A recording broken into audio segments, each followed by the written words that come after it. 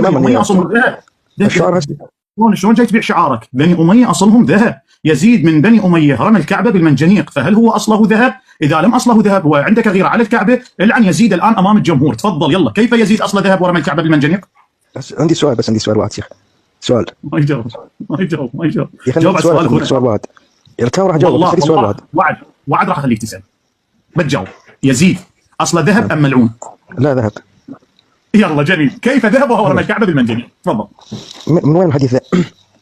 هذا كل علماء يقول. الامام الطبري صاحب كتاب تاريخ الطبري الجزء الخامس المولود 210 المتوفي 271، ويقول ابن كثير في كتاب البدايه والنهايه، ويقول الامام الذهبي يزيد شارب من الخمر قاتل النفس المحرمه ابتدأ دولته بمقتل الحسين واختتمها بواقعه الحره وهي ترويع اهل المدينه، والذي رمى الكعبه بالمنجنيق وحاصر اهل المدينه. ويقول ابن حجر الهيثمي في كتاب السواعق المحرقه في الرد على اهل البدع والزندقه عنوان الباب الخبر في معاويه ويزيد رقم الحديث 261 يزيد، وان النبي كان يتعوذ من سنه حكم يزيد، وكان ابو هريره يتعوذ من هذه السنه، فان فيها